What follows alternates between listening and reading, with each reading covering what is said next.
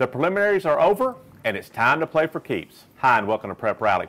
So we played 3 weeks of the high school football season. The non-conference portion of just about all teams, the non-conference schedule is over with. So starting tonight, the games count. They are playing for keeps, and so games tonight, wins and losses, take on a whole new meaning.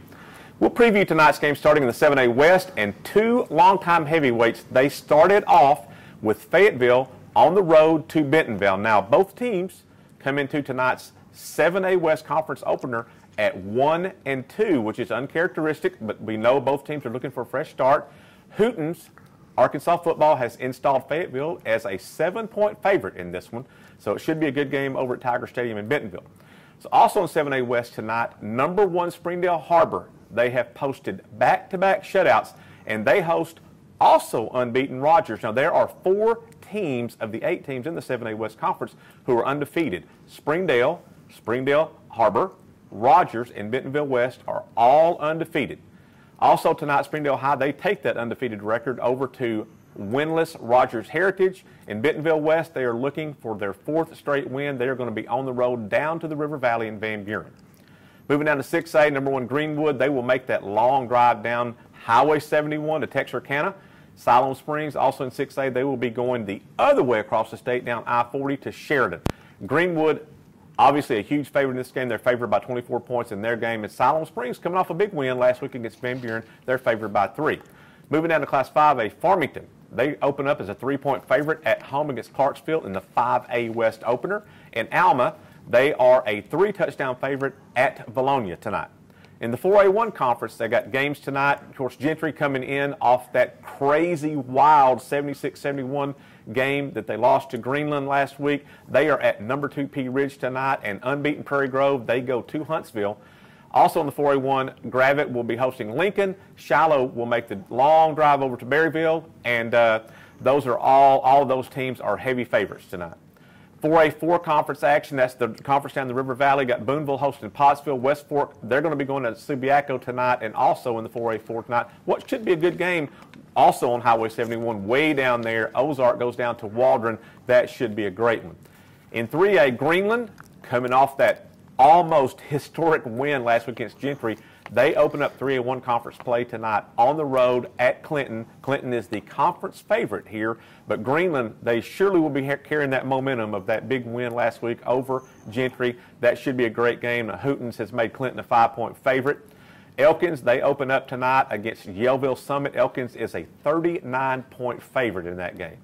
And in Class 2A, Mountainburg and Danville, Hackett, they're all double-digit favorites tonight, while Lavaca is a touchdown favorite over Johnson County Westside. So that's a look at some of tonight's games. Lots and lots and lots of big games tonight as conference play gets started all across the state. We'll take a break right here.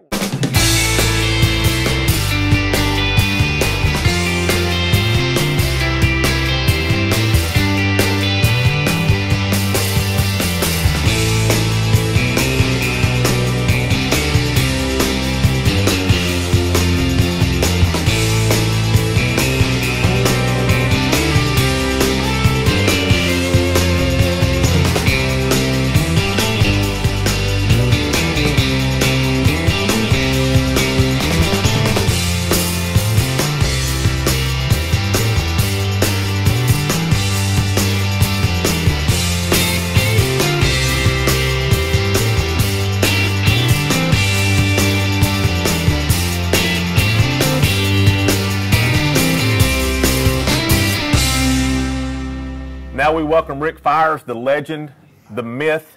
He's real, though. I promise he is real. So, Rick, we know football is a team sport. It takes 11 guys clicking together. Basketball takes 5 guys, 5 girls clicking together. Teamwork is the big thing in team sports, right?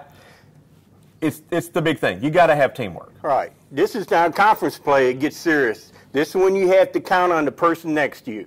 And this video will show even a being of superior intellect can work with me to keep the ball moving forward.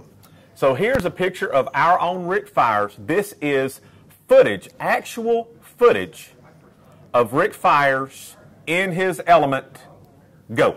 Yeah, I'm bored. I want to play a little ball. Does anybody around here want to play some ball?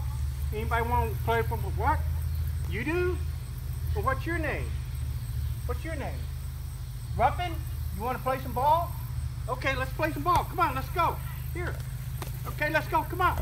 Come on, let's go. Come on. Ow! No, you almost got over. Ow! Come on. No, back up, back up, back up. Let's go. Here we go. Come on. Ow! Come on, let's go. Ow! Here, you want me to kick it? No, let's go. Come on. Let's go. Ow! Come on. How many times? Let's go. Ow! Come on, let's go. Ow! Wow! So, Rick, I think we can see there who the athlete in the family is. Absolutely. It's Ruffin the dog, not Ricky the fat, age-old sports writer. So last week, Rick, you predicted that Arkansas was going to sweep out-of-state competition, and you got 3 out of those 4 right. The only one that wasn't was an overtime loss. Fayetteville losing to overtime against Bishop Dunn, and a second time in 2 weeks they've lost an overtime game. So what do you have for us this week? Yeah, in my own defense, how do you predict that? Fayetteville's going to lose by 1 point again in overtime, and then I pick Gentry. They score 71 points, and I still lose that game. But hey, I don't wallow around in misery, wallow around my own fifth, cry like a little 4-year-old. So it's time to move ahead. It's conference play. This one gets serious. Let's go. We're going to start at Springdale Harbor. Springdale Harbor is playing host to Rogers High. Rogers High is 3-0. This game looks like a mismatch on paper. It may be, but there's other things to consider. A few years ago, Springdale Harbor was also a playoff team. They went to Rogers. Rogers scored 59 points on them. Harbor lost. Another thing we got to keep in mind is that Harbor and Springdale play the following week. So Wildcats, if y'all ain't focused, you guys could get beat. But I still got to go with Harbor, especially at home. So Rick's picks at this point, Springdale Harbor. All right, let's go to Springdale High. Springdale High 3-0. Going to Rogers Heritage. Rogers Heritage is struggling. Again, Springdale High, if they stay focused and concentrate and don't look ahead to next week's big rivalry, they should win that. Rick's picks? I know you're going to pick Springdale. This might set up as a trap game for Springdale. It could, because they're going to be without their running back this week. He was injured last week, broke his hand, going to be without their running back, Vaughn. It could be a trap game, especially, like you said, if Springdale is looking ahead. This could be a trap game, and Heritage is certainly capable of winning. Absolutely. Hey, I've lost a lot of money in the old days, not anymore, on trap games. All right, let's go to Springdale High should win that game. All right, let's go to Gentry at Pea Ridge. Gentry's coming off a fantastic, unbelievable offensive performance led by John Falkenberry. What he scored? 10 touchdowns? If you didn't hear about this game, Falkenberry, their quarterback, he completed, I think, 11 of 15 passes, 297 yards, 3 touchdowns. That's a great game, Rick. That's a great game. But he also carried the ball 17 times, 171 yards, and scored 7 touchdowns. That's a career. Hey, a lot of guys love that career stats right there. But for one game, but here you got Gentry. Man, son, you guys got to wrap up and tackle somebody. You can't score 71 points and lose. So Pea Ridge, they're a very good team. It's why they're highly ranked. And it'd be tough for Gentry to go in there. But they can score, tackle somebody, you may have a chance. But I still got to go with Pea Ridge. All right, let's go down to 2A. And normally we're supposed to be not rooting for one certain team. But I got to give it up for Decatur. Absolutely. Decatur, if you don't know, a couple weeks ago they were playing Gentry, and then they didn't have enough guys to finish out the second half. Had to stop the game. Had to stop the game. They were down maybe 13, 14 players. I called the coach this week. Are you still playing? Yes, the Bulldogs are moving ahead. They got 17 players out there. I love every one of them. They're going to continue to play. They hope to play out the whole year. So they're playing Mountainburg. Bulldogs are playing Mountainburg.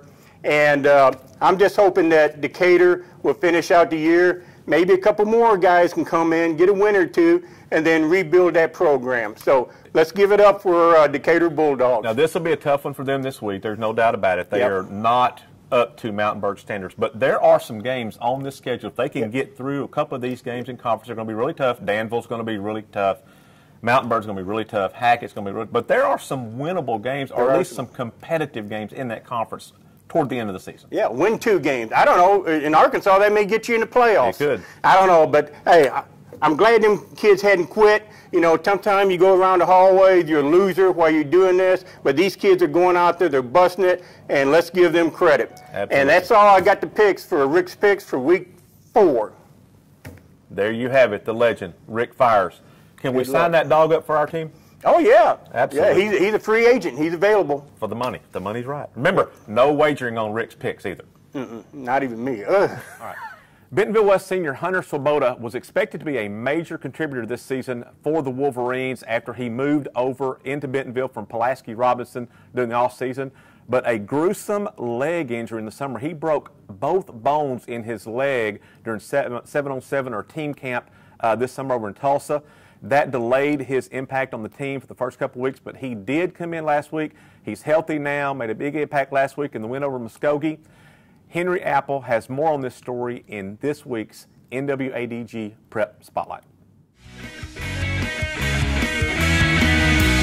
So he told us towards the end of May, we just gone through spring ball, had our spring game. He said, you know, I got the job, we're moving. So that was tough, just as a senior, knowing I'm going into my senior year, having to leave everybody that I know, and but that God is good, and so he thankfully he moved us up here with relatively no problems. And I mean, right now I'm here, and I'm happy I'm here, and I'm happy I honored my dad in that. Tough. It kind of had to take it in stride. It was one of those things where I'm kind of viewing it as it's a step kind of toward college. It's what I'm going to have to do when I move up, and I'm trying to play college football. When I move up and play college football, it's kind of one of those steps I got to take.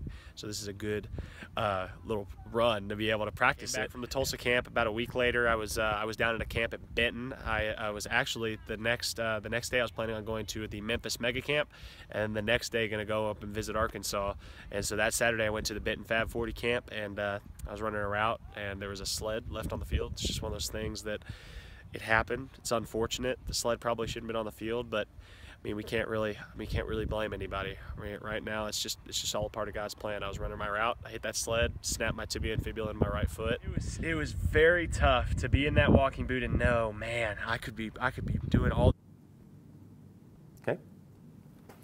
So that's it for today's show. Be sure and check out all the coverage in the NWADG, also online at NWADG.com and ARPreps.com, where we'll have blogs, stats, standing leaders, notebooks, all kinds of coverage there at ARPreps.com. So be sure and check out all of that coverage. And of course, we'll have coverage daily in the NWADG, so be sure and check that out.